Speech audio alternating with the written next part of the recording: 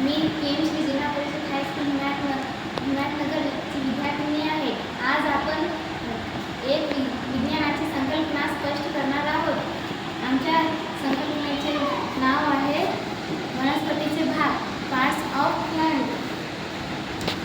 वनस्पतीचे प्रामुख्याने 5 भाग आहेत: खोड, मूळ, खोड, पान, फूल, फळ। वनस्पतीचा प्रत्येक भाग खूप महत्त्वाचा आहे, त्यामुळे आपण प्रत्येकाबद्दल सविस्तर माहिती पाहू। आहे मूळ, माती घट्ट धरून ठेवते, वनस्पतीला आधार देते, जमिनीतील पाण्याचे पोषक तत्वे शोषून व वहन करणे ही मुळाची मुख्य कार्य आहे। वनस्पतीचा दुसरा भाग आहे खोड। वनस्पतीची उंची व आकार खोडावर अवलंबून असते, त्याचप्रमाणे अन्न पुरवठा देखील खोडच करते। वनस्पतीचा तिसरा भाग म्हणजे पान। पान हे पसरट असते। अन्न निर्मितीमध्ये त्याची महत्त्वाची भूमिका आहे। पाने प्रामुख्याने साधी व संयुक्त अशा 2 प्रकारची असते।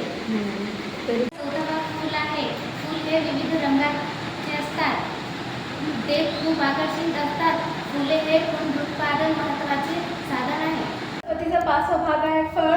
फळ हे वेगवेगळ्या आकारांचे असतात। फळामध्ये एकापेक्षा अधिक उपयुक्त बिया असतात। अशा प्रकारे आम्ही वनस्पतींच्या सर्व भागांची माहिती दिली। सर्वत्र भाग खूपच महत्त्वाचे आहे, त्यातूनच झाड निर्माण होतो, जे आपल्याला जीवनदान देतो। म्हणूनच झाडे लावा, झाडे जगवा।